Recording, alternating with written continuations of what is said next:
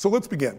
Let's look at some basic research and try and figure out how do we actually pay for this $379 trillion that President Obama and this Congress have planned to spend in 2012. By the way, that's $10.4 billion a day that we got to live on.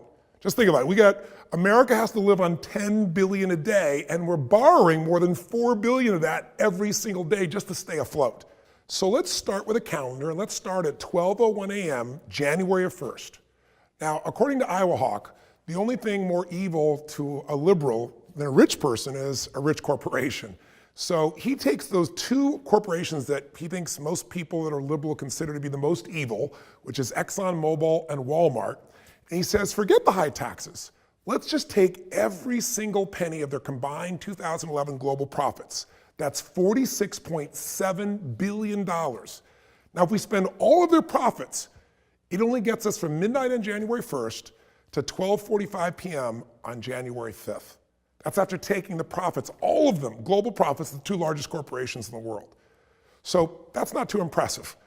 So he starts to say, let's look at this deeper. Let's take every single penny of profit, every penny that comes from the other 498 companies on the Fortune 500, all of it. That's $567 billion. And that still just gets us to 12:15 a.m. on February 29th, my birthday, leap year.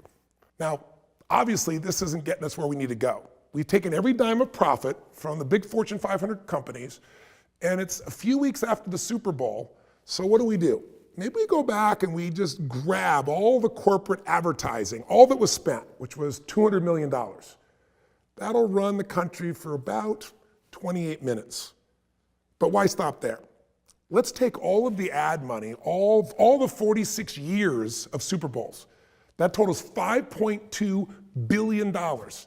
If somehow we could have a retroactive tax and get all 46 years of all the money ever spent, we'd still only be able to get to 12:15 p.m. on the same day, February 29th. Look, it's obvious that we're not just getting where we want to go, so we can't just throw it off the backs of corporations. So Iowa Hawk says, let's really go after what liberal politicians are asking. Let's soak those rich people. And we're going to do it by going after, let's start with, let's say, the athletes. They get these obscene sports salaries, and they're not really adding any value. So let's just take all of their salaries from both the NFL, the NBA, the NHL, Major League Baseball, not their endorsement deals, but all of their salaries. And let's also take the winnings of the PGA Tour and the money spent on NASCAR, put it all together. And that's $10.1 billion. Now I want you to remember, it takes $10.4 billion just to fund the country every day. So we don't even get a day out of it. Basically, it gets us to 11:35 a.m. on the next day, March 1st. After all this, we basically funded the country for 2 months. So look, forget the athletes. Take all their money, but that's obviously not going to be enough. So let's get to all the really rich people. Let's take 100% of every penny that anyone who makes above, say, $250,000 a year, certainly that'll take care of all of our financial needs for the country for at least a year, won't it? Let's see. According to the Census Bureau, the US Census Bureau, the number of households, US households that are at that number, there's 117.5 million. The percentage of those households that make over $250,000 a year now in that income range is almost 2%. But let's round it up to 2%. And let's take that number and find out what it is. So that number of households really above $250,000 in income right now is 2,350,716 households. The total income, check this out, from all those households that make over $250,000 a year is a total of $1.363 trillion. Now we're talking, right? Iowa Hawk says, let's just eat the rich. Let's take everything they got, everything that anyone makes over $250,000 a year, and let's see where that really gets us. It gets us from March 1st at 1 p.m. to July 10th, on 1 p.m. on July 10th, I should say. Now, where do we go from here? We've taxed the richest people in the world, the richest corporations in the world. Look, obviously, we're going to have to really cut some spending somewhere. Well, why don't we just stop spending money on, the wars in Iraq and in Afghanistan? I think there are a lot of us that would love to see that happen. After all, that money is going away to things that could be used for healthcare, or is it just being used really on wars for oil? So let's not spend another dime starting tomorrow. Let's just somehow cut it all off instantaneously, and let's all bring them all home right now. Many people would support that. That, if we somehow could magically do it, would save us $117 billion this year in 2012. That's enough savings basically to cover us until 8 p.m. on July 21st. Listen, who else can we tax that's living too well? Because after all, we need more money. We got to pay our bills here in the US. So Iowa Hawk says this: screw you, Star Wars. We're going to take every penny that you made in movies and toys and lunch boxes, the whole shebang. It took you 35 years for your 26.6 billion, and we're going to come up with some retroactive tax, and we're going to take it all. How much of a difference would that really make in paying our bills? Well, it'll knock us all the way down to 9:20 a.m. on July 24th. Well, look, everyone knows those Hollywood people. They only employ rich actors and producers and directors, and they all live in Beverly Hills. So let's evict everyone in Beverly Hills. Let's confiscate their home, and let's sell all their homes at market value. Look, there's 15,000 homes in Beverly Hills. The average price, $3.2 million. That'll get us $48 billion paying our bills through July 29th of this year. Still in July. Obviously, this isn't working.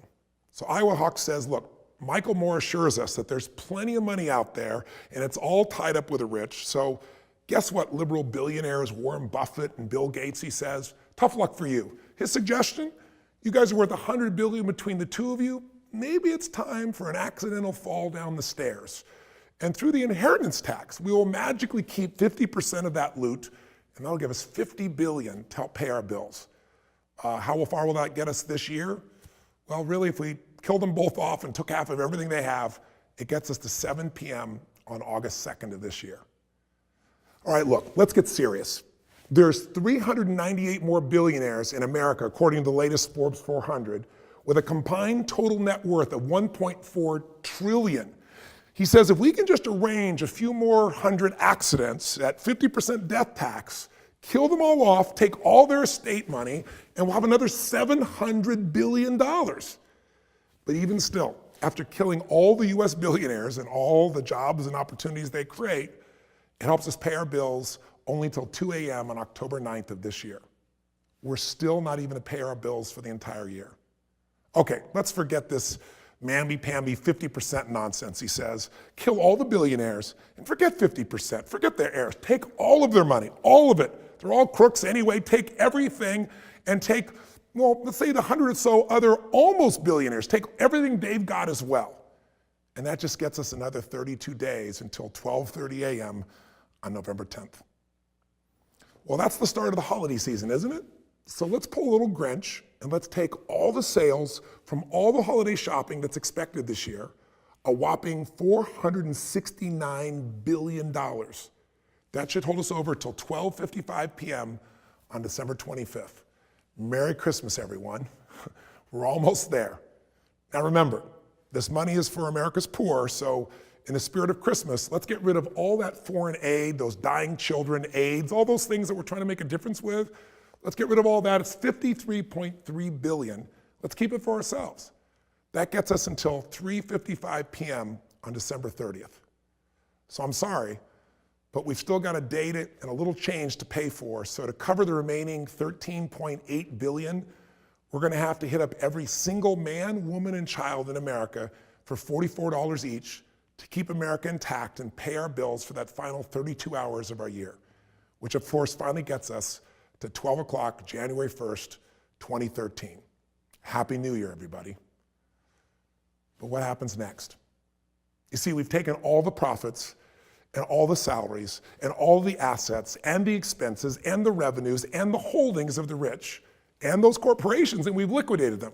So what happens when you kill off the golden goose? There's no more golden eggs. There's no more profits. There's no more revenues that are available for tax and thus fund our government. What are we going to do? Yet President Obama and our Congress, meanwhile, they're proposing we spend another $3.8 trillion in 2013. And somehow, magically, we're going to spend even more, but he projects somehow that our deficit will be smaller, that somehow our revenues will grow this year. He projected that in 2012, and it wasn't true. Same numbers. He said we'd have a $900 billion deficit. In reality, it's going to be 1.3 trillion, being off by 30, 35, 40%, whatever that number may be.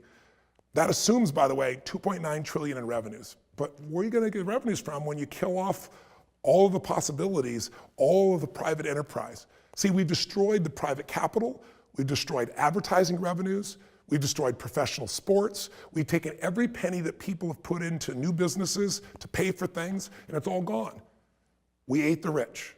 We ate everything they had, and we scraped through for 1 year. Now what do? Something to think about.